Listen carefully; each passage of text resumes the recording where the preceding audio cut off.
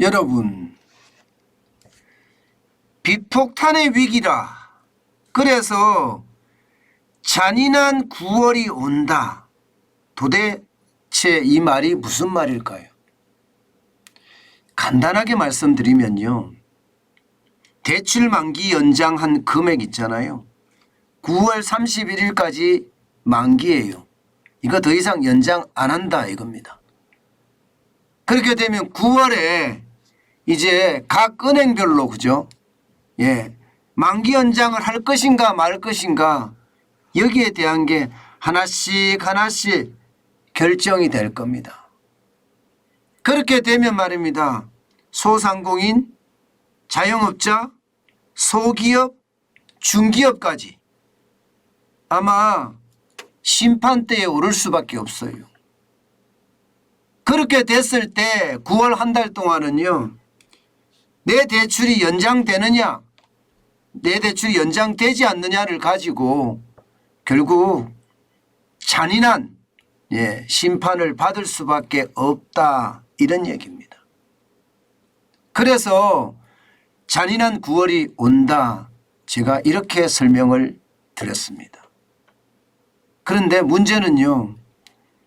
생각했던 것보다가 훨씬 큰 잔인한 9월이 될 수 있다는 그런 예측이 나오고 있습니다. 어떤 예측이냐? 여러분 이걸 한번 보세요. 상환 유예된 자영업자 대출의 부실 비율을 여러분 20% 최소 20%로 잡고 있습니다. 실제 조선일보가 9개 은행 여신 담당 부행장을 대상으로 설문조사를 실시했는데 7개 은행 부행장들이 뭐라고 이야기하냐면요. 그동안 상환 유예된 자영업자 대출 중 최소 20%는 상환 불능 상태일 것이다. 이렇게 지금 추정을 했습니다. 최소 20%예요. 최소. 그 근거로 말입니다. 자영업자 통계를 보면 폐업이 크게 늘었는데 이에 비례해서 연체나 부실 대출도 늘어날 수밖에 없지 않느냐. 그런데 이 20%라는 것은 위험 수준이다. 매우 높다고 이야기할 수 있다. 이렇게 지금 9개 은행 여신 담당 부행장 중에 말입니다. 7개 은행 부행장이 이렇게 답을 했어요. 자, 그러면 20%다. 이거 진짜 어마어마한 그 충격이 될 수도 있습니다. 그런데 이것도 말입니다. 예측치예요. 왜냐하면 대출 만기 연장이 어마어마하잖아요. 지금 133조 3천억 원 정도 된다고 현재까지 예상이 되고 있는 겁니다. 그런데 보시는 것처럼 이자 상환 유예를 했습니다. 이 금액도 5조가 됩니다. 12,000건 정도 되고요. 문제는 이자라도 받았으면 그 자영업자가 그 소기업이 그 중기업이 위기선상에 있다 이렇게 파악할 수가 있지만 이자도 받지 않았기 때문에 깜깜이라는 거예요. 자영업자가 어떻게 됐는지 소상공인이 어떻게 됐는지 소기업이나 중기업이 어떻게 됐는지 그 내용을 속속들이는 알 수 없다는 이야기입니다. 그래서 부실이 최소 20%라는 이야기가 나온 겁니다. 자, 그러면 여러분 최소 20%로만 보자고요. 대출 만기 연장에서만 본다고 하더라도 최소 20%라고 했을 때 여러분 50조입니다. 50조. 50조 가까이 돼요. 50조요. 50조면 여러분 적은 수치가 아니잖아요. 50조면요. 우리가 2차 추가 경정 예산이 62조 3천억 원이었습니다. 62조 3천억 중에 지방 교부금을 빼고 실질적으로 이게 사용할 수 있는 들은 39조라고 이야기하거든요. 그러면 50조면 이거보다 지금 많다는 이야기잖아요.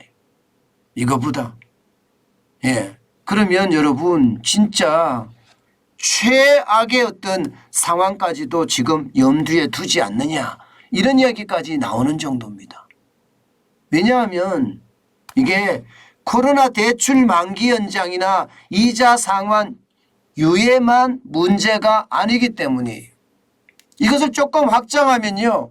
자영업자 전체로 확장이 되는데 지금 자영업자 부채는 2022년 1분기 기준으로 960조 7천억 원입니다. 코로나19 때문에 사실상 부채가 엄청나게 늘어났어요.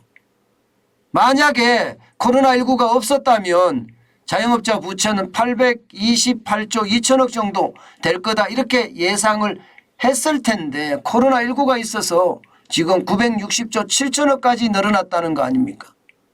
저는 이게 말입니다. 문재인 정부가 진짜 잘못했다고 생각해요. 그는 뭐 통제 방역 때문에 장사를 전혀 못했잖아요. 그래서 자영업자가 이렇게 엄청난 피해를 받은 겁니다. 그러면 여러분 이게 960조 7천억 원이면 예상했던 것보다가 120조가 더 늘어났잖아요. 120조가 더 늘어난 데다가 지금 물론 여기에 133조 3천억 원에도 다 포함이 되어 있겠죠. 이 돈도 여기에 포함이 되어 있겠죠. 그러나 133조 3천억 외에 나머지 부채도 지금 크다는 이야기가 되는 거죠. 그러면 여러분 옥석가리기가 시작이 되면 9월은 진짜 잔인한 계절이 될 수밖에 없고 잔인한 달이 될 수밖에 없습니다. 문제는 여기서 또 끝나지가 않습니다. 잔인한 9월이라는 것은 말입니다. 왜냐하면 가계부채로까지 확장될 가능성이 굉장히 큽니다. 이게 대출 만기 연장을 안 해준다고 했을 때 각 기업, 각 은행별로 이제 결정을 할 거 아니에요. 그런데 집을 불능 상태를 이건 뭐 대출 만기 연장을 해줄 수는 없잖아요. 폐업을 했고 지금 현재 가게는 없어요.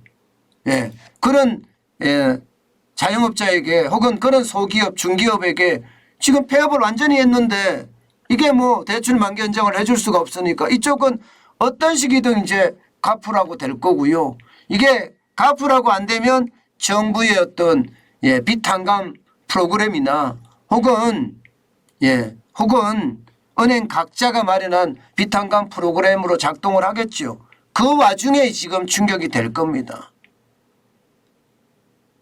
그런데 가계부채까지 갔을 때는 이 상황이 더 달라진다는 겁니다. 여러분 2022년 1월에 보면 1859조 4천억 원입니다. 점점 늘어나죠. 점점 늘어납니다. 점점. 지금 말입니다. 이게 자영업자 부채는 개인사업자 부채 플러스 가계부채잖아요. 이 중에 한 400조 정도는요 자영업자 부채입니다. 자영업자 부채. 그러니까 개인사업자 부채입니다. 400조가 좀 넘게 말입니다. 그럼 나머지 500조는 가계부채에 포함되어 있다 하더라도 만약에 이 개인사업자 부채와 가계부채 포함시키면 한 400조 정도 넘게 포함을 시키면 거의 2300조 가량 되죠. 2250조 가량 되죠. 그러면 이게 결국은 말입니다. 대출 만기 연장의 어떤 그 상황이 자영업자 부채로 옮겨지는 건 당연하고 이게 결국은 가계부채까지도 영향을 굉장히 미치지 않겠느냐 하는 게 시장의 예측입니다. 제가 제목을 잔인한 9월이 온다 이렇게만 달았죠.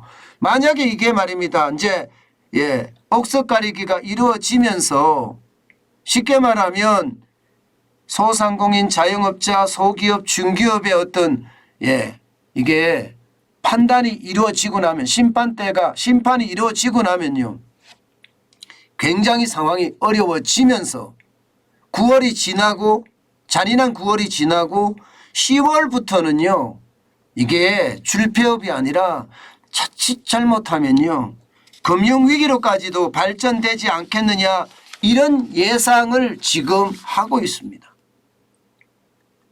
왜냐고요? 10월 이후에 더 심각한 위기가 온다는 사실은요 바로 이것 때문입니다. 이게 돈 벌어서 지금 탕감을 받고 어떻게 하든 나머지라도 갚으려고 하는 사람들에게 뭔가 소득이 있어야 되거든요. 그런데 자영업자 경기가 더 나빠질 거라고 지금 예상을 하고 있습니다.